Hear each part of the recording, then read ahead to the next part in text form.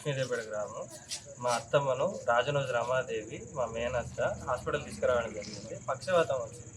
గుర్రంపేట మా స్వస్థలం అత్తమ్మది.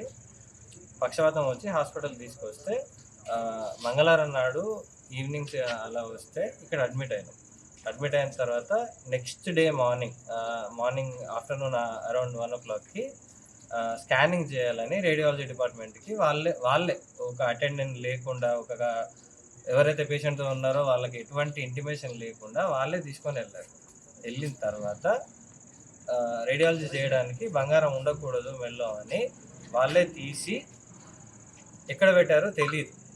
అడిగితే రెస్పాన్స్ లేదు. నిన్నటి నుంచి ఈ రోజు వరకు ఎటువంటి రెస్పాన్స్ లేదు. అడిగితే మీరు ఏం చేసుకుంటారో చేసుకోండి, సీసీటీవీ చెక్ చేస్తాం, వాళ్ళని పిలుస్తాం, వీళ్ళని పిలుస్తాం.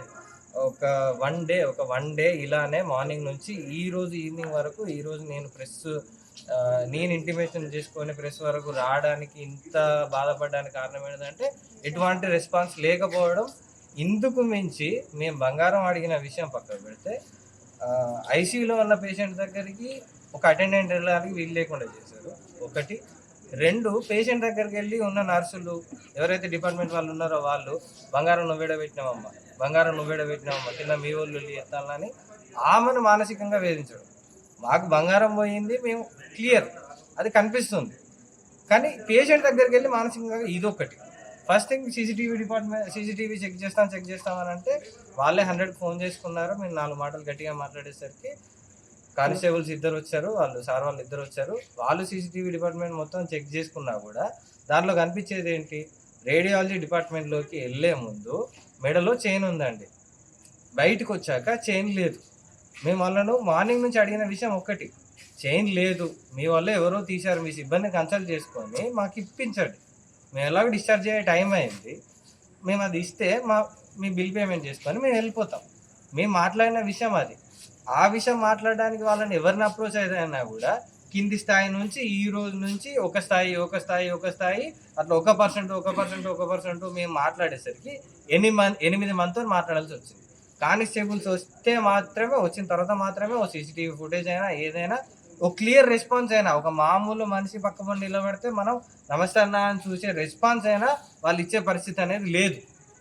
పోలీసులకు ఫిర్యాదు చేసినాం, పిటిషన్ ఇచ్చినాం. మాకంటే ముందు వాళ్ళే 100 డయల్ చేసి వాళ్ళిద్దరు కానిస్టేబుల్స్ పిలిపించుకున్నారు. వాళ్ళు వచ్చి కూడా మాకే సపోర్టివ్గా మీరు మాట్లాడండి, మీరే బాధితులు, మీరే మాట్లాడండి, ఫస్ట్ మీ బాధ ఏంటో చెప్పుకోండి, చెప్పుకున్న తర్వాత ముచ్చట మీరు సీఏ గారికి కన్సల్ట్ అవ్వండి, పిటిషన్ రాయండి అంటే వెళ్ళి పిటిషన్ కూడా రాసి వచ్చాం. ఇప్పుడు వచ్చిన తర్వాత కూడా మరి ఇట్లా పరిస్థితి, మేము వెళ్తున్నాం, పోలీస్ స్టేషన్కి వెళ్తున్నాం, ఇదంతా ఎందుకు, ముందే మాట్లాడి క్లియర్ చేసుకుందాం, మా బంగారం మాకు ఇవ్వండి. హాస్పిటల్ ప్రిమైసెస్ అయితే దాటి వెళ్ళవు కదా. మీరే రేడియాలజీ డిపార్ట్మెంట్కి ఒక పేషెంట్ని తీసుకొని వచ్చారు, మీరే ఐసీయూకి తీసుకెళ్ళారు, మధ్యలో ఏ అటెండెంట్ లేడు, మీకు ఏ కస్టమర్ మా తరఫున ఇన్వాల్వ్ అయ్యి లేడు. అట్లాంటప్పుడు మీరే మొత్తం బాధ్యత కదా అని వాళ్ళని ఎంత అప్రోచ్ అయినా కూడా మినిమం కామన్ రెస్పాన్స్ ఒక పక్క ఎటువంటి రెస్పాన్స్ లేదు మనుషులు. మళ్ళీ వాళ్ళే మీరు ఏం చేసుకుంటారో చేసుకోండి, ఇక మాటలు మాట్లాడదు, కానీ మీరు ఏం చేసుకుంటారో చేసుకోండి, పరిధి లేదు. మొన్న మా వదిన తీసుకొచ్చాను మంగళవారం నాడు మా వదిన తీసుకొస్తే నిన్న స్కానింగ్ కానీ తీసుకోపోతే ఆ బంగారం మన చైన్ మన పుస్తక తారీఖులో ఉంటుంది కదా, అది పోయేటప్పుడు ఉంది. మన లోపల పోయేటప్పుడు మన ఈసీజీ ఇస్తానికి లోపల తీసుకుపోయేటప్పుడు ఉంది అలా. కానీ మన రిటర్న్లో మళ్ళీ లేదని చెప్పి వాళ్ళు అంటే తీసుకున్నారు. బట్ ఏంటంటే మీ దగ్గర ఉంచినాం అని చెప్తున్నారు వాళ్ళు. మా పోయేటప్పుడు కూడా మా వదినైనా మా చిన్న వదిన, మా బిడ్డ ఉంది, మా కొడుకున్నాడు, వాళ్ళు కూడా ఎవరు ఆమె పంపించలేదు లోపలికి. ఇక ఏంటంటే మెయిన్ కౌంటర్ కానీ ఉంచారు, లోపలికి తీసుకుపోనియలే. లోపలికి తీసుకోకుండా వాళ్ళే పేషెంట్ వాళ్ళే తీసుకుపోయినారు. ఐసీయూలో కూడా వాళ్ళే జాయిన్ చేసిండ్రు. వాళ్ళే జాయిన్ చేసిన తర్వాత మా వాళ్ళకి ఏంటంటే మెలకు వచ్చిన తర్వాత నా పుస్తక తారీఖు ఇట్లా లేదు అనేసరికి అప్పుడు వాళ్ళని అడిగినాం. నిన్న సాయంత్రం 4:30 ప్రాంతంలో కూడా అడుగుతుంటే కూడా ఉన్నది చెక్ చేస్తాం, చూపిస్తాం, మేము ఉన్నది సీసీ కెమెరా ఉంది, చూపిస్తాం, మాట్లాడతాం చెప్తాం అనుకున్నాం. నిన్న నుంచి కూడా మాకు చూపిస్తున్నాం.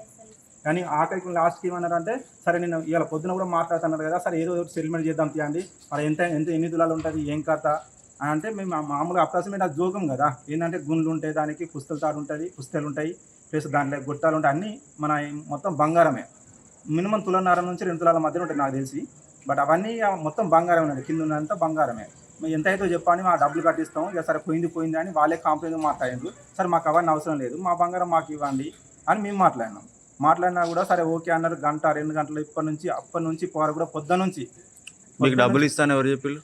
వాళ్ళ సిబ్బందే, మన నర్స్ కాదు, మన ఆయన పేరు ఏం పేరు నర్స్ కాదు, నర్స్ ఇట్లా వాళ్ళ సిబ్బంది వచ్చి మాట్లాడినారు. వాళ్ళ ఇన్ఛార్జ్ ఇట్లా వాళ్ళందరూ ఆ ఇన్ఛార్జ్ ఇట్లా మొత్తం వచ్చి మాట్లాడిన తర్వాత సరే మాకు అవసరం లేదా, డబ్బులు అవసరం లేదు, ఫస్ట్ ఎవరు పోయిందో మా బంగారం మాకు కావాలి అంతే తప్ప కానీ మాకు డబ్బుతో పని లేదు అని మేము అన్న తర్వాత ఇప్పటి వరకు కూడా మన పొద్దున్న నుండి కూడా పేషెంట్కు ఏ మాత్రం కూడా ట్రీట్మెంట్ చేస్తలేరు. ఇక ప్రతిది కూడా ఆమెనే మీ దగ్గరే పెట్టుకున్నాం కదా, మీకే ఇచ్చినాం కదా, మీతో మాట్లాడినాం కదా, మీ దగ్గర చేతిలో పెట్టినాం కదా, ఆమెకు ప్రాసెస్ వచ్చినాయి వన్ సైడ్, అదే చేతిలో పెట్టినాం అని చెప్తున్నారు. ఇప్పటి వరకు కూడా ఏం రెస్పాన్స్ అయ్యారు. ఇంతకుముందు గట్టిగా మాట్లాడుతుంటున్నారు కదా, మీరు ఏం చేసుకుంటారో చేసుకోపోర్రి, కేసు పెట్టుకోర్రి, మీరు ఏం చేసుకుని మీడియా పిలిపిస్తారా, మీడియాని పిలిపిరా అని ఇంకెవరైనా పిలిపియండి, మీరు ఏం చేసుకుంటారో చేసుకోండి దౌర్జన్యంగా వాళ్ళే మాట్లాడుతున్నారు. ఇప్పటి వరకు కూడా ప్రతిదీ కూడా ఏం మాట్లాడినా కానీ మేము ఏంటంటే సామ్రాజ్యంగా వినాలి, మేము అందరం రైతులం, ఏంటంటే గుర్రంపేట నుంచి వచ్చిన రైతులం, వ్యవసాయం చేసుకుని పనిచేయరు, మాకు ఇవన్నీ ఏం తెలియదు. కాకపోతే ఏంటంటే ఇక్కడ మా అన్నగిట్లు ఉంటారు, వాళ్ళకి ఫోన్ చేస్తే ఇక్కడ సంగతి అని మీడియా రప్పించి మాకు కావాల్సింది ఏంటంటే మాకు న్యాయం జరగాలి, మా పుస్తకాలు మాకు కావాలి, మా పేషెంట్కి మన కనీసం పొద్దున్న నుంచి ఇప్పటి వరకు కూడా ట్రీట్మెంట్ చేస్తలేరు. ఇప్పటికి కూడా ప్రతిదీ కూడా వాళ్ళకి అనుమానం డబ్బులు కట్టేసినాం మేము, వాళ్ళకంటూ మేము ఏం బాగలేము. ఇప్పటికి కూడా 1 MP కూడా వాళ్ళకి బాగా లేకుండానే ఇప్పటివరకు ఇవాళ మధ్యాహ్నం వరకు కూడా ట్రీట్మెంట్ అంటే నిన్న ట్రీట్మెంట్ పైసలు కూడా ఇవాళ మధ్యాహ్నం వసూలు చేసుకున్నారు. వాళ్ళు అవి కట్టండి మీకు చేసి పంపిస్తాం అని తీసుకున్నారు. బట్ ఇప్పుడు కూడా మన పొద్దున నుంచి కూడా ట్రీట్మెంట్ ఏం చేస్తలేరు, కనీసం పేషెంట్ కూడా బయటకు పంపిస్తలేరు, పేషెంట్ దగ్గర కూడా ఎవరు పంపిస్తలేరు. కనీసం మా వాళ్ళు కనీసం మాట్లాడదామన్నా పోదామన్నా కానీ మేము పంపించాం, మాకు అవసరం లేదు, మీ అంత ప్రాబ్లం సాల్వ్ అయిన తర్వాత చూసుకుందంటే మీరు ఏం చేసుకుంటే చేసుకోండి, మీరు ఏం మాట్లాడుకోండి అని మాట్లాడుతున్నారు. వాళ్ళే దౌర్జన్యంగా మాట్లాడుతున్నారు. మాకు ఏంది అంటే మా బంగారం మాకితే సరిపోద్దన్నా, మేము ఏం కావాలన్నా కానీ వాళ్ళకి ఇంకైనా బిల్లు కట్టాలన్నా కానీ మిగతా ఎంత బిల్లు ఉన్నా బిల్లు ఉన్నా కానీ కట్టడానికి మేము సిద్ధంగానే ఉన్నాం. బట్ ఏంటంటే మాకు కావాల్సింది మా బంగారం. ఎంత విలువ వేస్తారు? మినిమం ఇప్పుడు 1.5 నుంచి 2 తులాల మధ్యలో ఉంటాయి ఖచ్చితంగా. ఆ బంగారం మాకు ఇస్తే సరిపోతుంది, మాకు పైసలు అవసరం లేదు, ఏది అవసరం లేదు. మా వదిన ఏంటి అంటే ఆమెకు పుస్తల తాడు, ఇప్పుడు మన సాంప్రదాయబద్ధంగా ఏంటంటే పుస్తల తాడు కనుక ఆమెకు కావాల్సింది ఏంటంటే పుస్తల తాడు ఇస్తే సరిపోతుంది. ఆ పుస్తల తాడు కొంత పుస్తలు ఇట్లా అన్ని బంగారే దాన్ని అవి ఇస్తే సరిపోతుంది. ఆమె ఇప్పుడు ఆమెకు వచ్చిన మన రోగం కన్నా ఇది టెన్షన్ ఎక్కువ పడుతుంది. ఆమె దొరికిందా అని ఇప్పుడు ఆమె కనీసం ఆ లోపల కూడా మమ్మల్ని పంపిస్తలేరు, చూడడానికి కూడా కనీసం మాట్లాడడానికి కూడా పంపిస్తలేరు. ఇంతకుముందు ఒక అటెండర్ చెప్పింది ఇక్కడ బాగా టెన్షన్ అంటే కొంచెం మాకు దగ్గర వాళ్ళు లోపల అటెండర్ మాకు కొంచెం దగ్గర, ఆమె మాట్లాడుతున్న బాగా టెన్షన్ పడుతుంది, ఇట్లా దొరికింది అట్లా అంటే దాన్ని దొరకలే అని మేము అన్నాం. ఆమెకైతే ఏం చెప్పకండి, చూస్తాం ఇవాళ కాకపోతే రేపని తెప్పిస్తాం, ఇబ్బంది ఏం లేదు.